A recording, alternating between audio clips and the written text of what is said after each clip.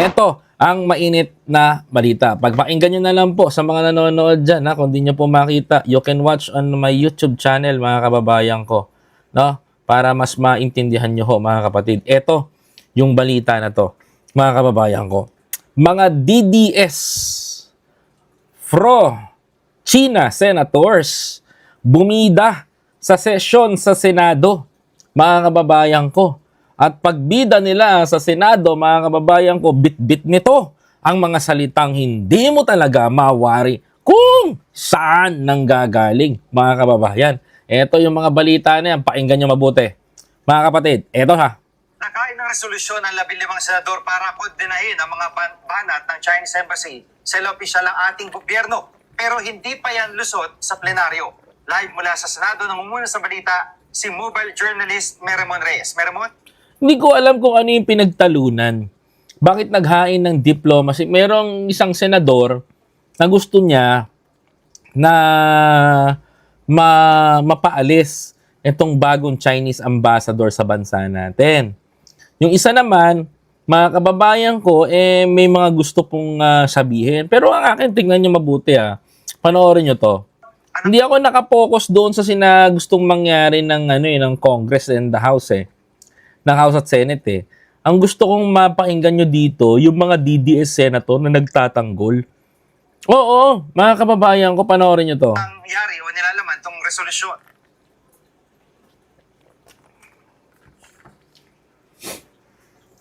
Jiggy, bago binasa ni Senator Kiko Pangilinan ang resolusyon, nagmosyon si Senate Minority Leader Alan Peter Cayetano na idaan muna ito sa mga pagdinig. Ando kasi munang mahinay kung ano ba talaga ang sinabi ni Philippine Coast Guard spokesperson Commodore J. Tariela na ikinagalit ng China. Okay. Actually, ang nakita kong punto doon kung bakit nagalit ang China, naglabas sila ng ganong statement, mga kababayan ko, it's because like I said, nabastusan sila doon sa inai na picture ni President Xi Jinping. Ngayon, mga kababayan, nagalit yung mga Chinese people, Chinese People's Republics of China. Gawa nga ng alam nyo naman, mga kababayan ko, Xi Jinping is the most respectful person sa entire China. Kumbaga, mga kababayan ko, ano siya para siyang kung mayahalin tulad ko, ang tingin sa kanya ng mga kababayan natin doon, di ba sa ating mga loyalista, mga kababayan ko, si Apo Lakay. No? Si Apo Lakay, mga kapatid, magaling sa pagsasaka, marunong makibagay sa mga mahihirap. Ganon din si Xi Jinping. Sa mga hindi nakakaalam. Ganon din si Xi Jinping sa China. Ang katumbas niya doon, isang Apo Lakay din. Bakit, mga kababayan ko? Kasi lahat ng mga tao sa China, paborito si Xi because down to earth sila, mga kababayan ko. Kumbaga, lahat kaya niyang paibagayan. Kumbaga, ganun siya kamahal ng People's Republic of China. I don't know kung hindi ko alam, pero let me give you an example. Alam nyo ba na nagdesisyon ang China, mga kababayan ko, na hanggat nabubuhay si Xi Jinping, siya lang ang presidente? Doon kayo magtataka. No, mga kababayan ko. Doon kayo magtataka. Hanggat nabubuhay si President Xi Jinping, siya lang ang presidente sa China. Walang iba. Hindi magpapapalit-palit. Mga kababayan ko. Ganun ho katindi yung policy ng China. Nagdesisyon sila na ganun. Mga kababayan ko. So, naintindihan nyo na, mga kababayan. So, ito, nagbusyon, itong, pero they are Communist Party of the Philippines. No. They are Communist Party of China. Yung ideology hawak nila is communist. Alam mo, sabi ko nga sa inyo nagmumulat tayo, nag-exercise tayo sa mga kababayan natin na hindi para magalit. We don't need to provoke the China para magalit sa atin. Ang gawin natin, mga kababayan ko, let's reverse the tactics of the Duterte, mga kababayan ko. Because ito yung gusto ng China Ayaw makipag-away ng China. Maniwala kayo sa akin kung babasahin nyo lang, mga kababayan ko. napipilitan sila because andyan ang mga Duterte. Pakinggan nyo to, mga kababayan ko. Tingnan natin ang pahayag ni Cayetano. I think napakalalim po ng issue na to, and it will be good for us and the public na malaman talaga natin kung anong talagang sinabi ni Commodore Pariela at ano yung palitan ng kuro-kuro. Yung kuro-kuro, yun na lang yung mga pinagsasabi nila na palitan. Tama si si Alan Cayetano. Nauna na ang pinuna ng 15 senador sa kanilang resolusyon ang kawalan umano ng respeto ng isang opisyal ng Chinese Embassy. Hindi raw responsable ang lengguwaheng ginamit nito. Ngayon naman, mga kababayan ko, after Commodore J. Tariela na naglabas ng isang statement na ganon, syempre sumagot yung Chinese Embassy. At hindi talaga nila nagustuhan yung pagbalik, mga kababayan ko, dito sa ating mga pahayagan. Nakikita ko kasi, mga kababayan ko, there is a possibility kasi na trigger itong si China na magsalita because nakita na binastos yung presidente nila, mga kababayan ko. For them, binastos, mga kababayan ko, na ginawang AI, mga kababayan ko. Pero sa atin naman, mga kababayan ko, tignan nyo, 'di ba? Parehas lang din. Yung mga DDS na nambababoy sa mukha ni President Bongbong Marcos, galit na galit naman din tayo, 'di ba, mga kababayan ko? Galit na galit tayo pag binababoy yung mukha ni presidente, nilalagay na naka-bikini. 'Di ba? Alos magmura na tayo, no, mga kababayan ko. Now, I understand the situation kung bakit nagsalita ng yung Chinese embassy ng ganitong pahayag. Kung mapapansin nyo, medyo radical yung kanilang ginamit na words, mga kababayan ko, na masasabi mo talaga na, uy, teka lang, below the belt na yan. Are you a Chinese ito ba ang Chinese embassy? Medyo maguguluhan tayo, mga kababayan ko. Di ba? Kasi imagine mo nakapagsalitang ganun.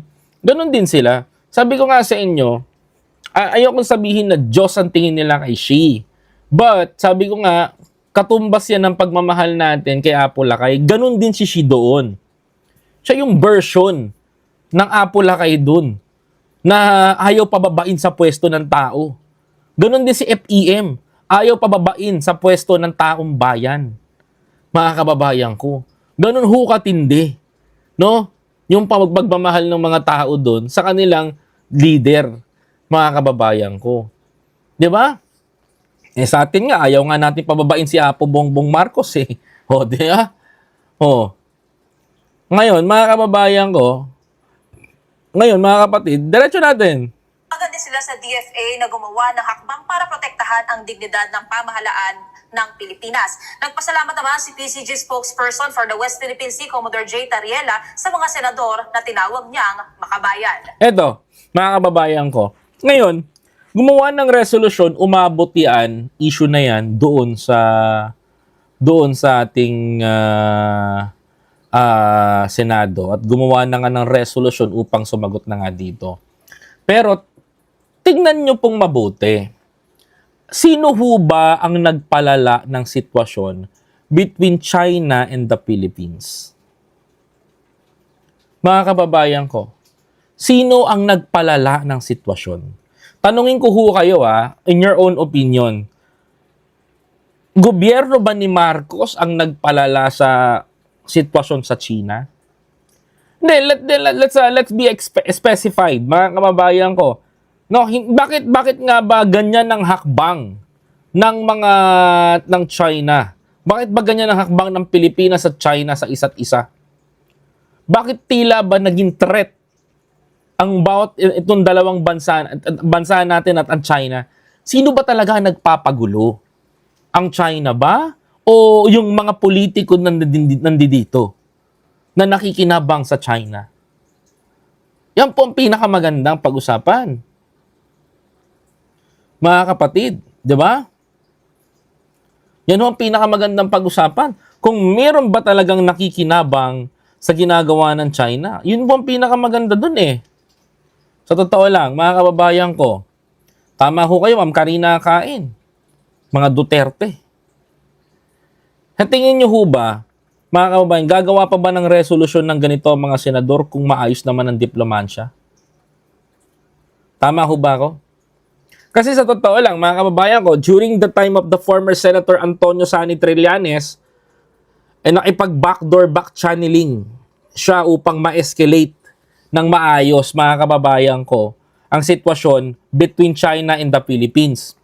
Nung natapos yung nagawa ng escalation, nagawa ni Sani Trillanes yung escalation para maging patas at tumahimik lahat, mga kababayan ko, ng dalawang bansa, mga kapatid, ano nangyari? Diba, nag-alisan yung mga Chinese vessel sa Baho de Masinloc at sa mga inaangkin nilang mga lugar. Bakit? Diplomacy ang pinairal. Noong panahon ni Duterte, mga kababayan ko, anong ginawa ni Digong? Mga kapatid, sagutin niyo po ako. Noong panahon ni Duterte, anong ginawa ni Digong sa West Philippine Sea? Noong panahon ni Pinoy, pinaglaban niya. Diba? Pinaglaban ni Sani Trillanes. Noong panahon ni Digong, anong ginawa niya? Mga kababayan ko, kayo po sumagot. Kayo hutong mga DDS dito. Oh, tama ho ba ako? Correct me if I'm wrong. Pinagkalulu niya. Pinagkaluluho ng mga Duterte ang West Philippine Sea. Kaya ho nakapagtayo ng base militar ang China. Ang hirap, no? Mga kababayan ko, imbis na may magandang ugnayan, ang China at ang Pilipinas nasira ng dahil sa iisang pamilya, mga kababayan. Oh. Ngayon, totoo ba sinasabi ko? O mali? History yan, mga kababayan ko. Mga kapatid, mahirap itago ang history, mga kababayan ko. Kasi katotohanan lang ang mga dapat masasabi dun. Diba? Oh, sino ang totoo nagmamahal sa bayan? Sila ba? Napaisip din kayo, di ba? Ngayon, nahihirapan yung mga senador natin na kontrahin itong mga sinasabi ng mga Duterte at ng mga China because, mga kababayan ko, humantong na tayo sa demandahan sa arbitral tribunal. Humantong na tayo, mga kababayan ko, sa malalang sitwasyon sa arbitral tribunal na nagsampahan na ng kaso at nagkaroon ng lamat ang bansang China at ang Pilipinas dahil sa agawan ng teritoryo. Mga kababayan, imbis na napag-uusapan at na-escalate, mga kababayan ko. Diba? Yan ang tatak Duterte. Magulo. Diba? Si Trillanes, magdalo. Si Duterte, magulo. Di ba, mga kababayan ko? Oh.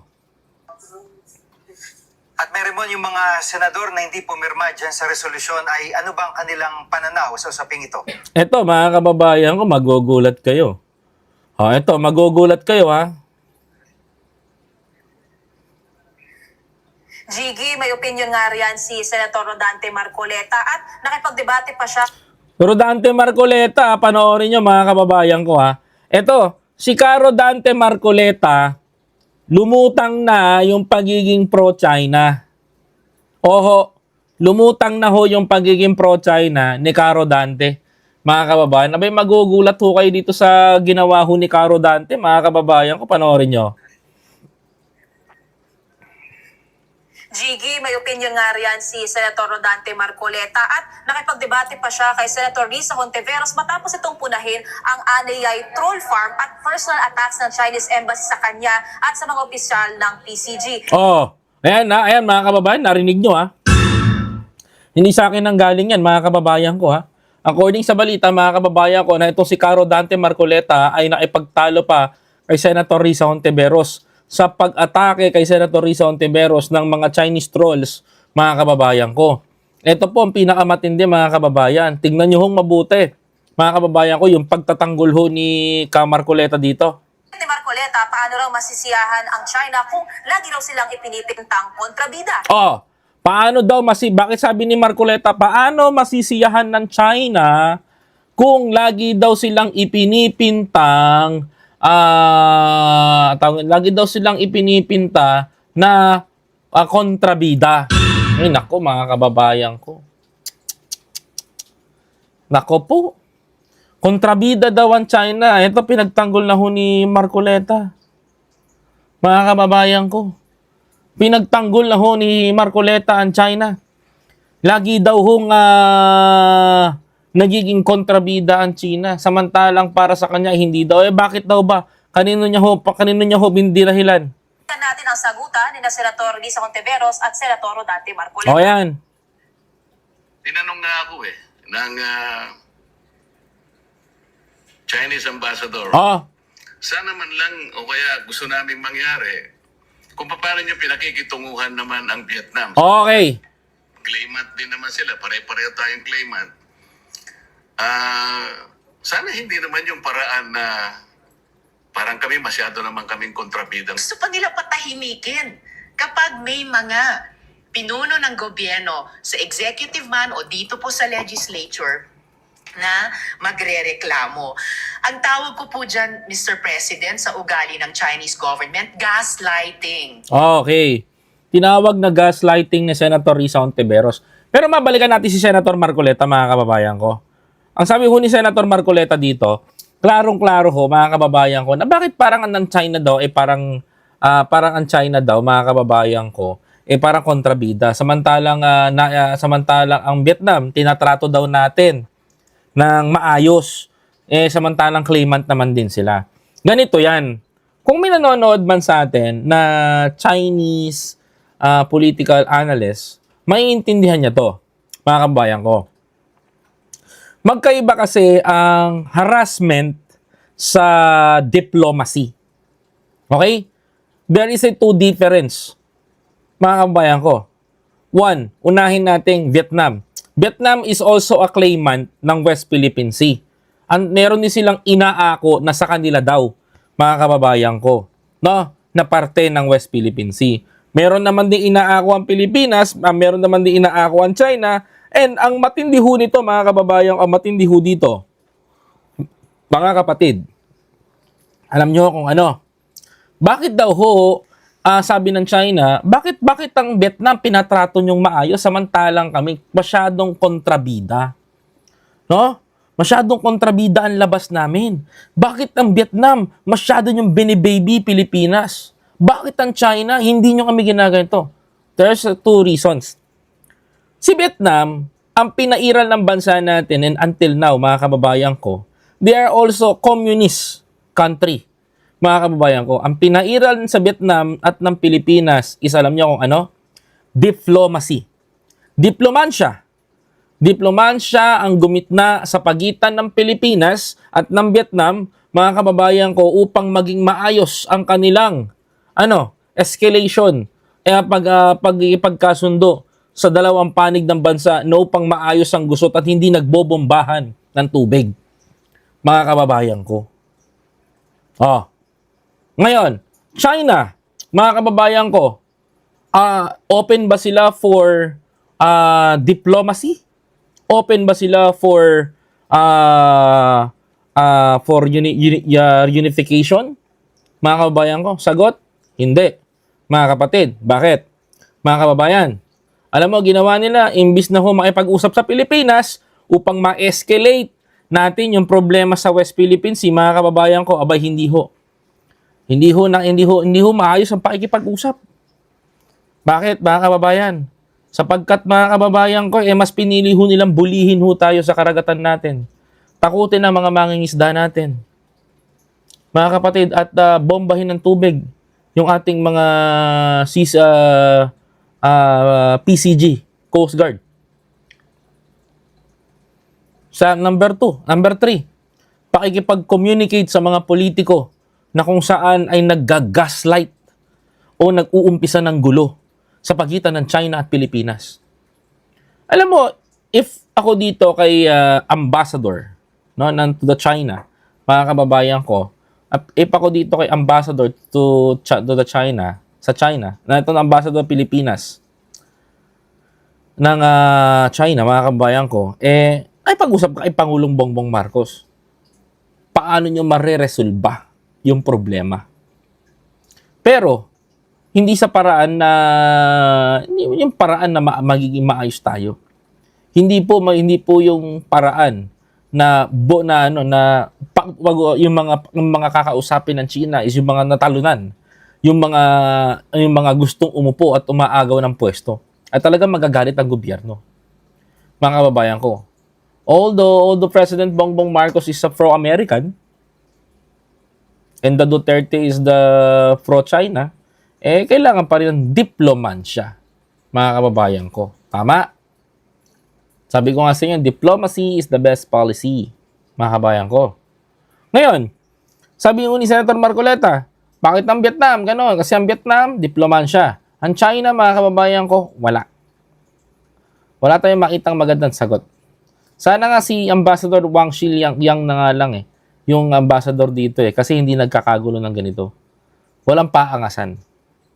Walang patapangan. Mga kababayan ko. Gets nyo ako? Tama ba? So ngayon, ano kailangan ng bansa natin between China? Kung may pagkakataon, mga kababayan ko, na makapag-usap ang dalawang bansa na to, maganda. Nang maayos natin ang gusot. Pero hindi natin kailangan daanin sa bombahan ng tubig kagaya ng ginagawa nila.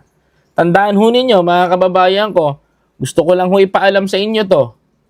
Kung sa Pilipinas, meron ho tayo natanggalan ng kamay, mga kababayan, tandaan ho ninyo, natanggalan ho ng daliri. Sa China ho, mga kababayan ko, 2 buhay ang nawala. Sa lahat po ng mga Pilipino nakakaalam. Para lang humalaman ho ninyo, tama ho kayo ng inyong naririnig. Tandaan nyo ho yan, hindi ho to joke.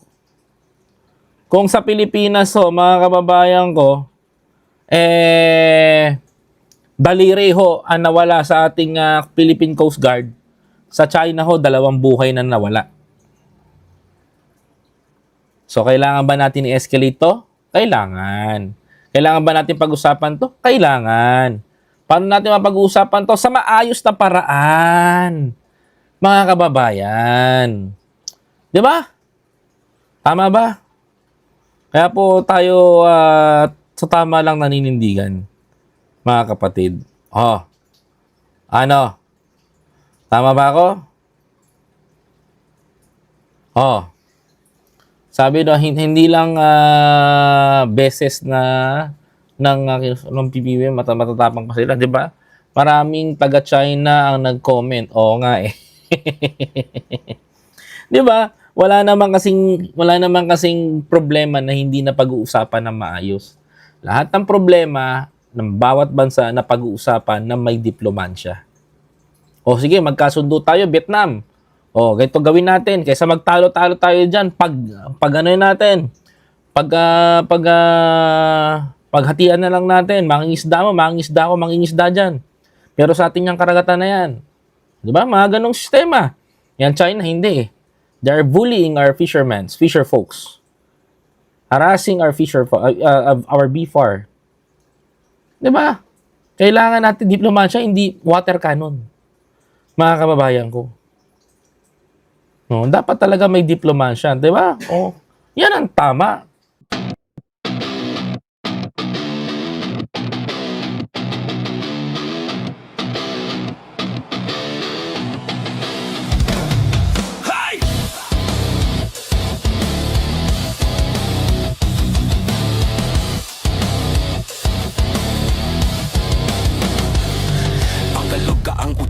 Hindi na uubra, mga pekeng balita agad mabubura, mga troll farm malamang susuko na dahil kami ang bebengga, humanda ka na. Mga maka-China, mga fake